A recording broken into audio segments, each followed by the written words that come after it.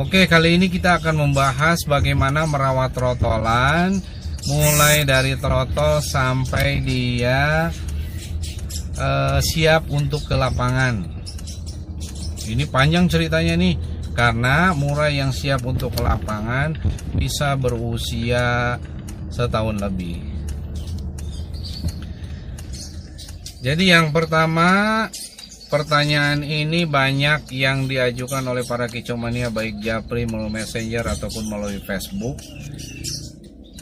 Karena terjadi beberapa permasalahan yang muncul. Yang pertama, seringkali murai trotolan itu terlalu jinak, kemudian mudah ngelowo, ngeleper sayapnya.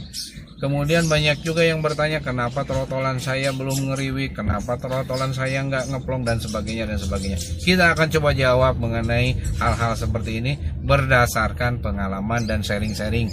Seperti biasa dengan para kicomania, sharing-sharing bari ngopi. Nah, jadi yang pertama yang harus diperhatikan itu adalah masalah pakan. Bagaimana cara memberi pakan? Cara memberi pakan ini seharusnya yang paling harus dihindari oleh para pemelihara trotolan, yaitu jangan pernah memberi pakan trotolan dengan tangan kita langsung ke paruhnya. Ini yang membuat si trotolan itu jinak dan sering dan atau mudah ngelowo. Kenapa? Murai itu adalah murai seekor burung yang fighter, sehingga dia keberaniannya cukup tinggi. Tatkala dia lapar, ada makanan di tangan kita, dia akan nyamber. Nah, karena murai selain dia fighter, juga dia punya ingatan yang kuat, sehingga dia akan mengingat begitu kita datang bawa makanan, berarti ini pasti aku akan makan. Termasuk begitu kita datang, dia punya konotasi ini makanan datang. Nah, ini yang menjadikan murai trotolan itu begitu kita datang, dia atung nyamperin, terus kemudian mengkeleper-keleperkan sayap, dia meminta makan, atau jerit-jerit dia meminta makan. Ini yang harus dihindari. Pakannya apa?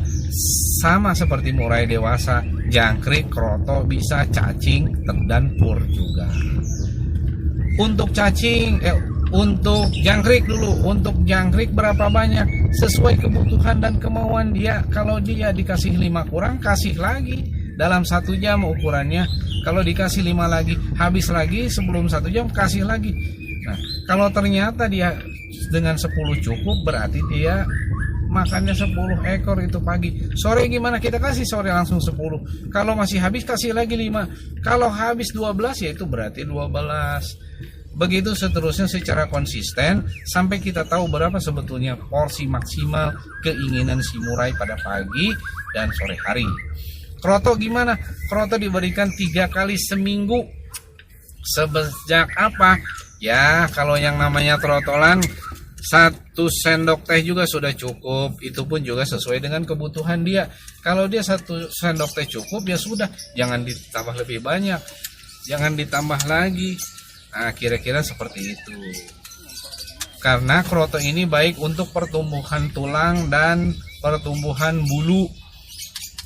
Bila ingin kecukupan kalsiumnya, bisa juga kroto dicampur dengan serbuk tulang sotong.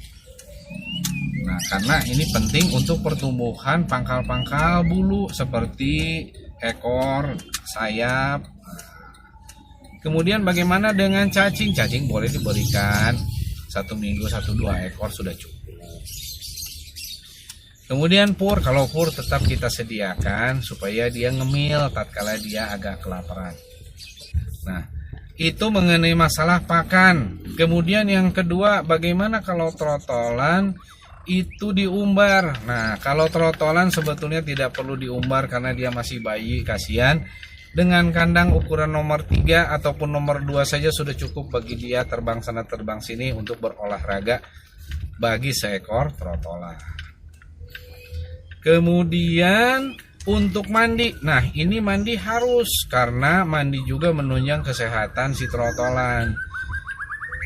Kalau bisa ajari trotolan mandi dengan keramba, karena ini akan memudahkan kita pada saat dia menjelang dewasa atau dewasa. Sehingga dia sudah tahu mandi itu adalah di dalam keramba. Kemudian bagaimana dengan penjemuran? Penjemuran juga penting untuk seekor trotolan, dan alangkah baiknya penjemuran itu dilakukan pada pagi hari. Mulai dari jam 7 misalkan setengah jam ataupun 45 menit maksimal. Karena ini akan baik untuk pertumbuhan tulangnya dan pertumbuhan ulunya, menunjang kesehatan. Kemudian bagaimana dengan murai trotolan yang harus diembunkan? Tidak perlu diembunkan dulu, biarkan saja dia. Perawatan hariannya gimana?